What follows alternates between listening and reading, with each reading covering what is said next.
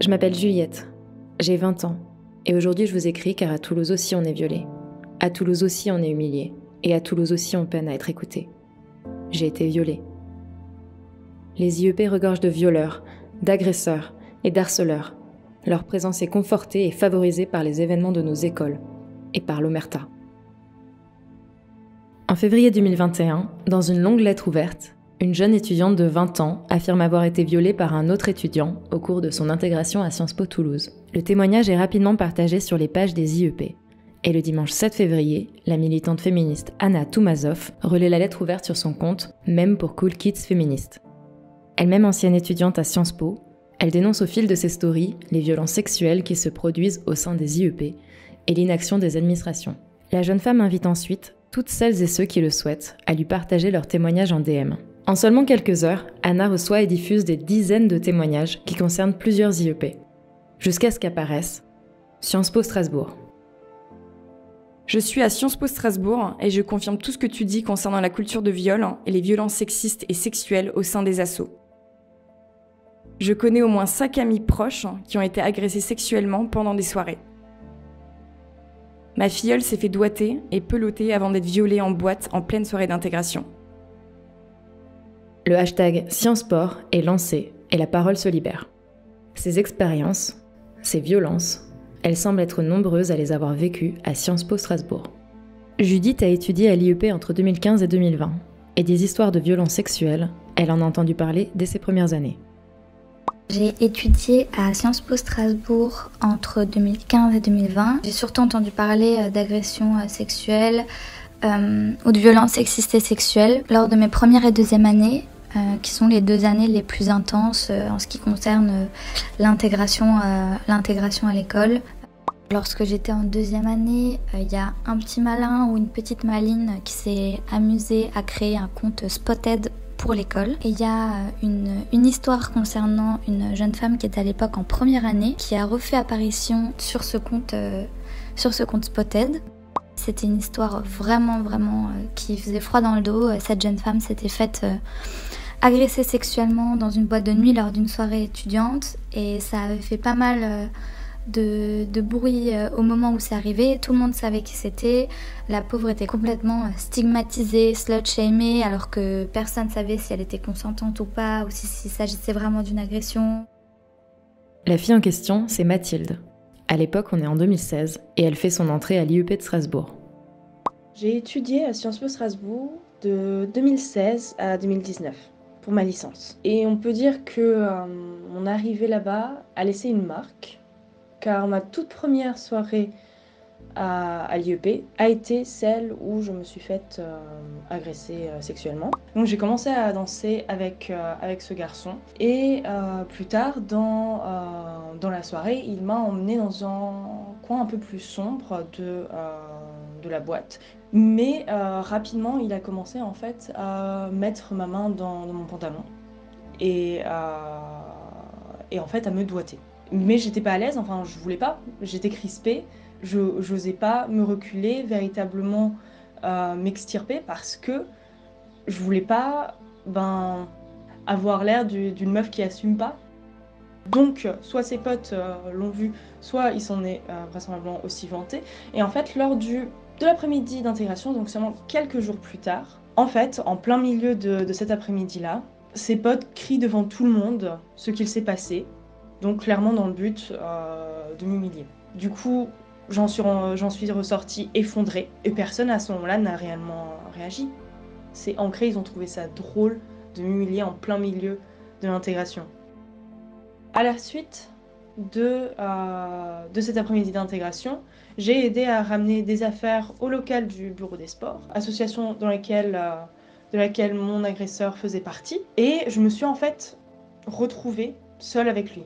Alors je ne sais plus exactement comment. Je crois qu'il m'avait demandé de rester pour qu'on puisse discuter. Moi j'étais en fait terrifiée, terrorisée, et alors effectivement je voulais pas le montrer. Il souhaitait qu'on continue à se voir parce qu'il avait apprécié la soirée qu'on avait passée ensemble la dernière fois, que c'était dommage que ça s'était arrêté d'aussitôt.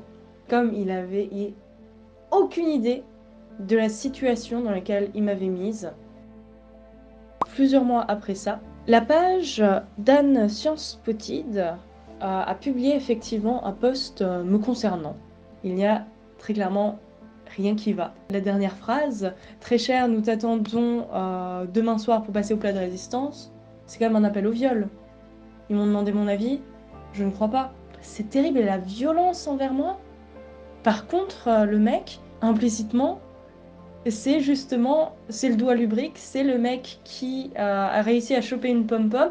Par contre, la pom-pom, c'est effectivement, nos pom-poms sont des salopes, parce qu'il y avait effectivement cette chanson à l'IEP qui disait nos pom-poms sont des salopes.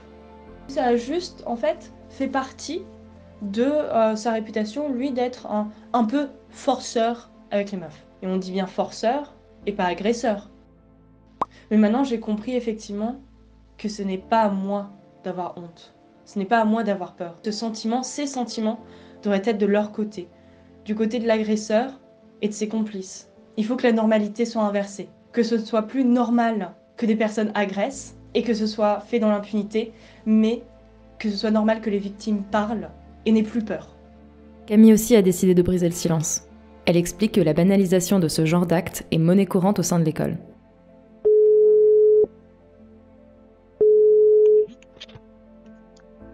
Allô? Moi, c'était pendant le CRIT, la compétition sportive inter-IEP. C'est un moment où j'étais seule pendant une des soirées et c'était quelqu'un qui était beaucoup plus âgé, qui avait à l'époque au moins 4 ans de plus, qui était issu de 4 promos au-dessus de la mienne. Et moi, j'avais à peine 18 ans. À cette soirée, à un moment, je me retrouve seule et donc il y a ce gars-là complètement bourré qui vient vers moi et qui commence à faire des propositions un peu... des propositions déplacées et qui me colle en fait. Et j'arrive pas vraiment à me dégager et qui me colle et qui commence à me toucher à des endroits qui sont pas forcément appropriés. C'est quelque chose qui est très banal malheureusement dans ce genre de situation. Je veux dire, les quelques personnes à qui j'en ai parlé ont complètement dédouané la personne. Ils m'ont dit que c'était pas grave, une main au cul. Quelqu'un qui te touche, quelqu'un qui te fait des propositions, c'est pas très grave. C'est vraiment ça le souci de l'IEP, c'est qu'on a vraiment cet esprit de fête, entre guillemets, qui justifie complètement certains comportements. Pour Siam, étudiante en 5e année, la culture corporatiste qui règne au sein de l'IEP permet en partie d'expliquer la banalisation de violences sexistes, voire sexuelles. Elle a accepté d'en discuter sur Instagram. Une bonne partie des mecs reproduisent des schémas sexistes et dominateurs. L'existence d'associations populaires permet de les glorifier. Cette culture corpo est admise par la plupart des étudiants et l'administration. On a ce sentiment que l'administration se déleste de beaucoup de choses en fait. Ok, si ces comportements sont répandus et que tant d'histoires circulent dans les couloirs, il y a forcément d'autres étudiantes qui ont dû vivre et endurer la même chose que Mathilde et Camille. Présidente de l'association Ruelle à Strasbourg, Tiffany en est persuadée. Elle a d'ailleurs posté un appel à témoignage le 1er février dernier. L'association Ruelle travaille sur ce sujet depuis octobre à peu près, parce que suite à notre action sur le harceleur de l'université de Strasbourg, on a pu constater des commentaires sous la publication d'un article de presse qui parlait justement des problèmes à l'IEP. J'ai eu l'occasion de parler avec une ancienne étudiante de l'IEP de Strasbourg et avec l'association Arc-en-Ciel, qui est l'association féministe de l'IEP de Strasbourg. Les filles m'ont dit clairement qu'il y avait un vrai problème d'ambiance à l'IEP et de manière plus globale dans les autres IEP. C'est une ambiance très masculiniste, très machiste, où on a clairement une omerta, une loi du silence, où on a parfois peur aussi de parler parce qu'il y a des personnes, donc des jeunes hommes qui sont, on va dire, issus de milieux influents. Depuis plusieurs années, c'est connu, clairement, qu'il y a des problèmes de violence sexuelle, qu'il y a des problèmes d'agression sexuelle, voire même de viol. Donc on voit bien qu'on a une ambiance qui est très malsaine et qui est institutionnalisée au sein de l'IEP puisque c'est connu depuis plusieurs années. On a reçu quelques témoignages sur effectivement l'ambiance délétère, sur les violences qu'il peut y avoir, qui confirmaient bien cela. J'ai une crainte en fait, c'est que ces témoignages finissent par tomber dans l'oubli finalement, parce que c'est vrai qu'il y a vraiment une belle libération de la parole. Mais j'ai un peu peur que d'ici 1 mois, 2 mois, peut-être même quelques semaines, finalement, tout ce sujet se tasse et que finalement rien ne change vraiment dans le fond. Nous, on est là pour les victimes. C'est-à-dire que si on veut vraiment que les choses changent en profondeur, il faut vraiment que ces témoignages puissent être signalés auprès du procureur, signalés à l'école. Et nous, on est là pour ça. On est là pour accueillir les témoignages. On écrit des lettres au procureur s'il le faut. On n'a pas peur. On l'a fait et on va le refaire si besoin. Et c'est ces témoignages qui auront une valeur juridique, qui pourront ensuite déclencher des mesures à la fois disciplinaires au sein de l'école. Donc, pour qu'il y ait des mesures disciplinaires, il n'y a pas besoin forcément qu'il y ait une plainte. Et ça, c'est très important de le savoir. Et on peut accompagner aussi, si besoin, les plaintes des victimes de ces personnes. À Sciences Po Strasbourg, parmi la multitude d'assauts gérés par les étudiants, on trouve le collectif féministe Arc-en-Ciel. S'il y a d'autres cas de violences sexuelles à l'IEP, ses membres doivent aussi en avoir entendu parler. Évidemment, la culture du viol existe à l'IEP parce que l'IEP existe au sein d'une société où la culture du viol est très présente. Après, c'est vrai qu'elle peut être exacerbée à l'IEP, particulièrement dans le cadre des soirées. Au CRIT, il y a des bingos de la shop, par exemple. Donc en gros, c'est il faut le plus rapidement avoir fait telle ou telle chose, considéré comme des actes de shop. Donc ça incite à des comportements qui peuvent être très dangereux et outrepasser le consentement des autres personnes. Donc, après, la culture du viol, c'est aussi des petites remarques de slut-shaming qu'on peut entendre, par exemple, sur les pom-pom girls. Le collectif Arc-en-Ciel a été informé de viols ou d'agressions sexuelles au sein de Sciences Po Strasbourg. Au moins un cas par an sur les 5 dernières années qui n'ont pas toujours été révélés directement à l'association, mais dont on a eu connaissance parce que ça arrivait à des personnes qui faisaient partie de notre entourage proche ou des choses comme ça. Donc oui, sur les 5 dernières années, on est au moins au courant d'un cas d'agression sexuelle ou de viol par an. Ça n'a pas toujours été révélé à l'administration et parfois elle a été au courant et tout simplement la victime n'a pas demandé à ce que l'administration fasse des poursuites. Ce qu'on respecte totalement et ce qu'on comprend. On veut que le personnel administratif et enseignant soit formé à l'écoute des victimes, formé à la lutte contre les discriminations, pour être sûr que en haut de l'IEP, on ait des gens qui soient capables d'entendre tout ça et de le gérer correctement. Donc cette direction actuelle fait des choses, on peut faire plus et on va s'assurer qu'ils fassent plus, mais il se passe des choses quand même. Si de nombreuses expériences comme celle de Mathilde et Camille ne remontent pas jusqu'à l'administration, il arrive donc pourtant que certaines parviennent à franchir les portes de la direction. Et tiens justement, qui est à la tête de Sciences Po Strasbourg ? Depuis la rentrée, c'est Jean-Philippe Heurtin, le directeur de l'IEP. Mais avant lui, c'était Gabriel Eckert qui était en poste depuis 2015. Et au cours de ces dernières années, il semblerait que les Sciences Pistes n'aient pas eu le soutien attendu de la part de l'administration. En scrollant parmi les mentions du hashtag SciencePort, une publication attire mon attention. Une dénommée Louise y accuse justement l'ancienne direction d'avoir délégué sa responsabilité aux associations étudiantes plutôt que d'agir suite à des faits de viol.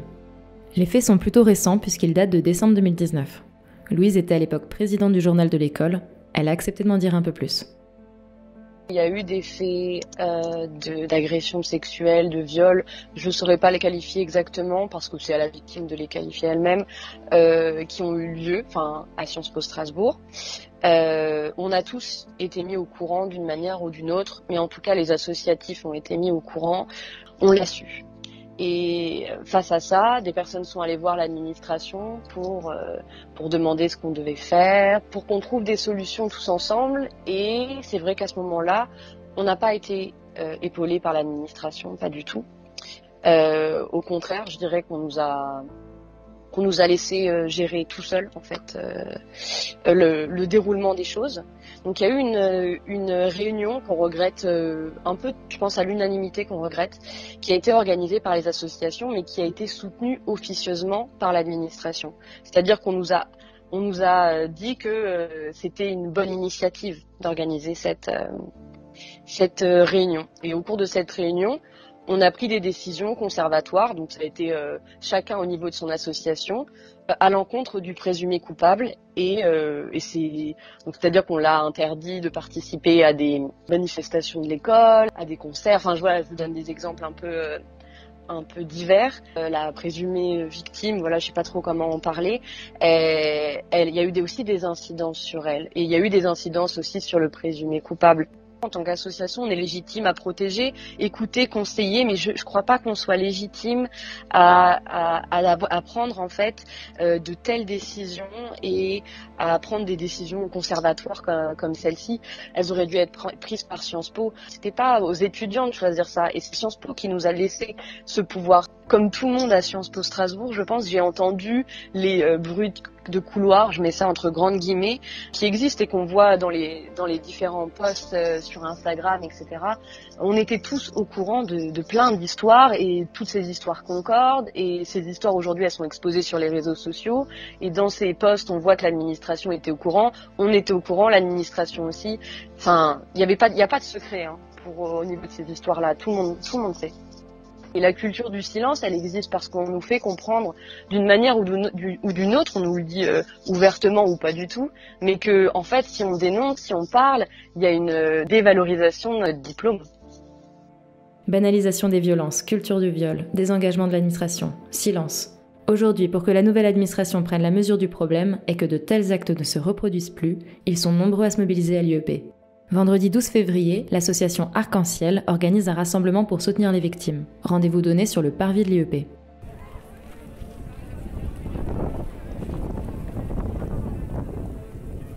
Pour ceux et celles qui ne nous connaissent pas, je suis Lauriane.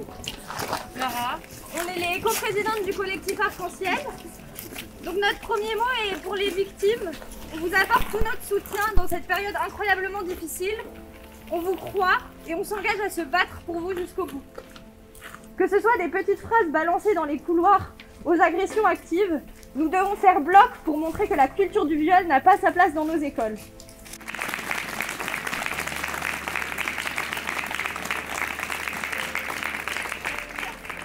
Depuis presque une semaine, nous avons vécu dans un maelstrom de témoignages, de colère et d'accusations.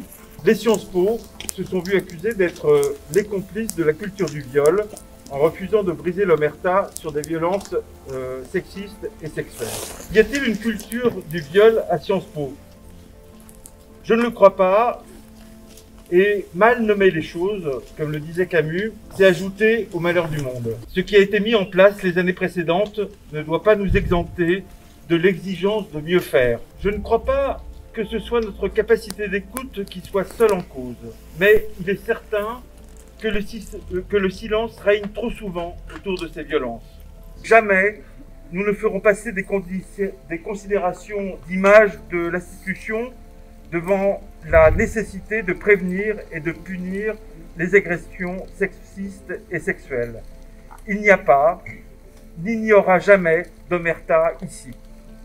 Je n'ai pas hésité et je n'hésiterai pas à l'avenir à signaler au procureur de la République et aux instances disciplinaires de notre université tous les cas qui seront portés à ma connaissance. D'accord avec l'ensemble des directeurs des Sciences Po, nous mettons un terme au CRIT. Je veux créer, dès la semaine prochaine, un groupe de travail dont le but sera de réfléchir au renforcement des moyens d'accompagner les victimes et d'en prévenir leurs maux. Je voudrais que de cette crise naisse plus de confiance aussi. Plus de confiance les uns envers les autres, entre les étudiants, entre les enseignants et les étudiants, entre les étudiants et l'administration, et entre les étudiants et la direction. Écarter le problème en supprimant le CRIT cette année, c'est pas un moyen de commencer à mettre en place des vraies mesures qui vont faire changer les choses. Donc, sincèrement, en muselant les associations, je pense pas qu'on va pouvoir accompagner ce changement. Et je pense pas que c'est un travail collaboratif du coup, c'est plutôt l'imposition. Et encore une fois, supprimer le problème n'est pas trouver une solution. dans son discours, les mots qu'il emploie, ça aide pas les victimes à se sentir écoutées, à se sentir acceptées. Juste un « on vous croit », on dirait que c'est trop compliqué à dire.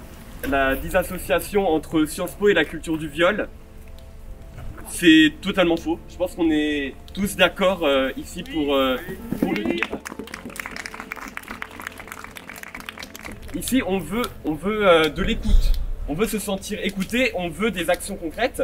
Et je ne pense pas que les mesures qu'approuve M. Hortin répondent à ces revendications. On ne peut pas accepter aujourd'hui de l'administration le mot relation de confiance, puisque c'est des choses qui sont acceptées, connues de la part du corps administratif, du corps enseignant. Et si on sait que les professeurs qui sont là aujourd'hui étaient étudiants avant nous, c'est qu'ils ont vécu les mêmes étudiants que nous et qu'à un moment, ils ont certainement été également agresseurs et également victimes. Et ça, c'est quelque chose qui existe dans notre école, c'est quelque chose qui existe, je pense, dans toute la société, dans toutes les universités françaises, et il est temps que ça cesse. Dans la foule, j'y retrouve Camille. Une fois l'agitation du rassemblement retombée, elle accepte de me donner son avis sur les récentes décisions de la direction. La nouvelle direction a, entre guillemets, la chance d'être nouvellement élue, ça c'est vrai, nouvellement en poste. Maintenant, il y a des personnes dans l'administration qui sont restées en poste, même si l'équipe de direction est nouvelle, l'administration n'a pas tellement changé. Et surtout, même les personnes qui sont en charge de la direction, certaines sont des professeurs de longue date de l'IEP, certains y ont peut-être même étudié. Donc c'est des gens qui connaissent quand même très bien l'école, même s'ils n'étaient pas en poste de direction. J'ai du mal à penser que l'équipe pédagogique, que la direction, que l'équipe administrative ignorent tout de ce qui se passe dans leur école. La suppression du CRIT, je pense que c'est une fausse mesure, dans le sens où ce qui est demandé, c'est une vraie prise de conscience collective de ce qui se passe et un vrai changement de culture d'école, un vrai changement des valeurs, un vrai changement de ce qu'on apprend en dehors des cours. Ce qu'il faut, c'est une vraie solution à long terme. L'esprit d'intégration, de bizutage vraiment très très fort, j'espère qu'il va s'atténuer et se perdre un peu au fur et à mesure des années. L'esprit grande école, il peut être autre chose que juste de la provocation et pousser les limites de tout le monde tout le temps.